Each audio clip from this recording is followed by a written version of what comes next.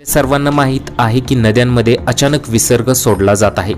याच दरम्यान हा विसर्ग सोडल्याने पाण्याच्या प्रवाहात नदीच्या किनारी असलेल्या विद्युत मोटारी व पाईप काढण्यासाठी कोपरगाव तालुक्यातील काही शेतकरी गेले होते।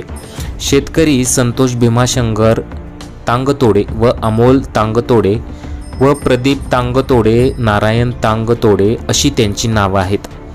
पाण्याचा अंदाज न आल्याने संतोष वाहत चालल्याचे नदी किनारी शेळी चारण्यासाठी आलेल्या ताईबाई छबुराव पवार व छबुराव बाबूराव पवार यांच्या निदर्शनास येताच ताईबाई पवार यांनी आपल्या स्वतःची साडी फेडली आणि त्यानंतर त्या दिशेने फेकली की जिथे तो संतोष हा व्यक्ती वाहून चालला होता त्या दिशेने फेकली।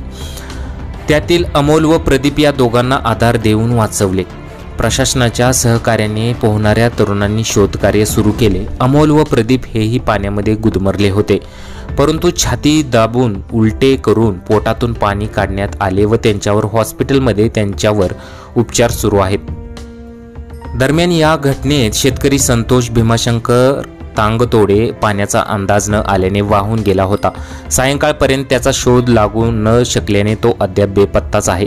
परंतु खरोखरच या महिलेचं कौतुक करावं तेवढं कमीच आहे।